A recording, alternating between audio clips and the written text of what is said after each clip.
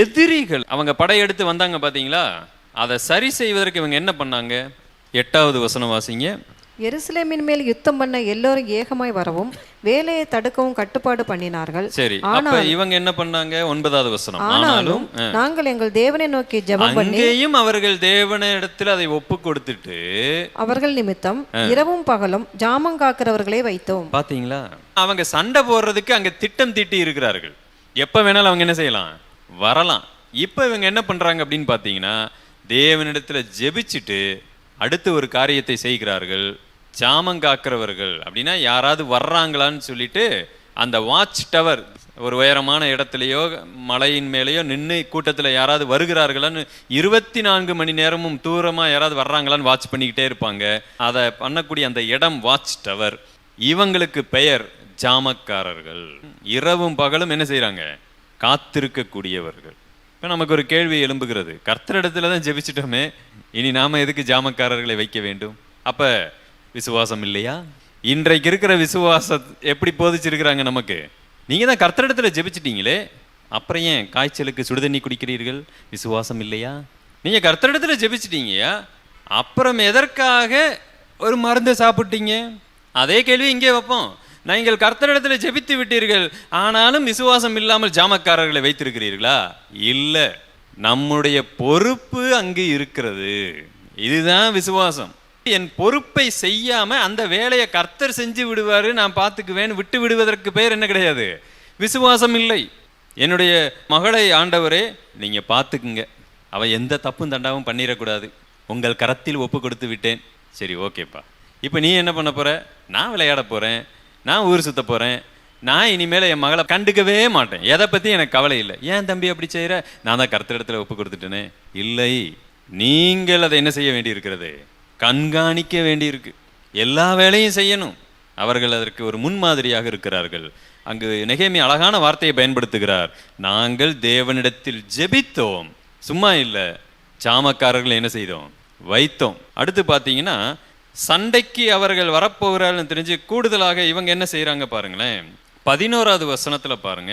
எங்கள் சத்துருக்களோ வென்றால் நாங்கள் அவர்கள் நடுவே வந்து அவர்களை கொன்று போடும் மட்டும் அவர்கள் அதை அறியாமலும் பாராமலும் இருக்க வேண்டும், இவ்விதமாய் அந்த வேலையை ஓய பண்ணுவோம் என்றார்கள்.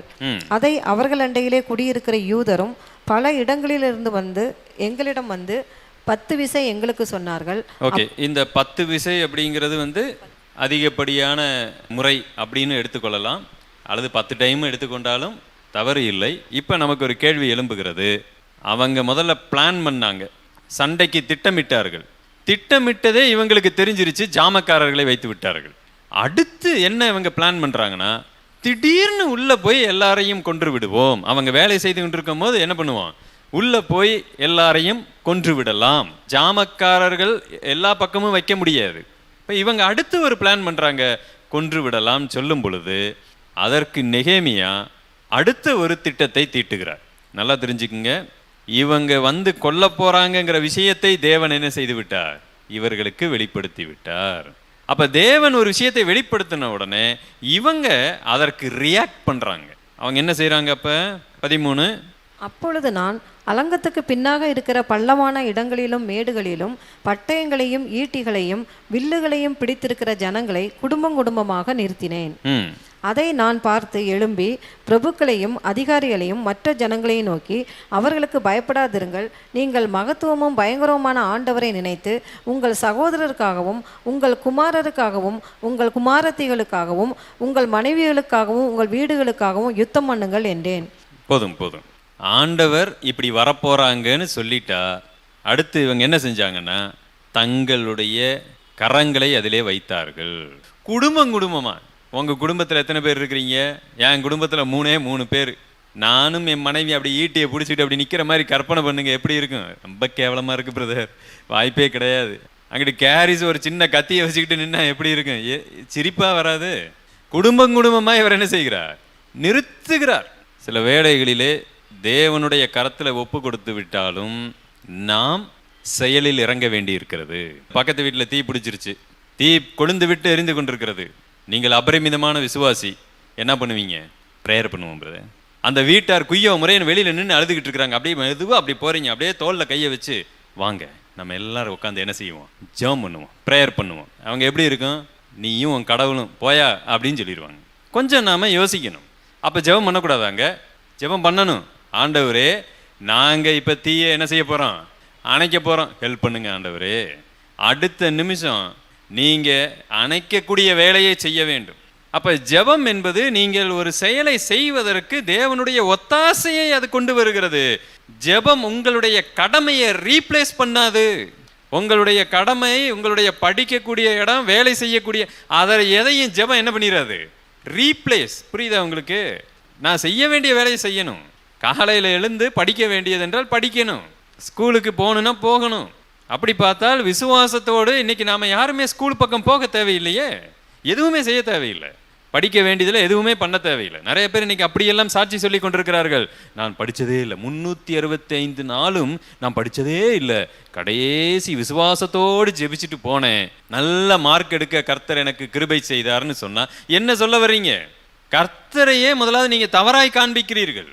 அவ்வளவு தூரம் கஷ்டப்பட்டு காலையில் எழுந்து படித்து போறக்கூடிய பிள்ளைகளை தேவன் ஆசீர்வதிப்பாரா?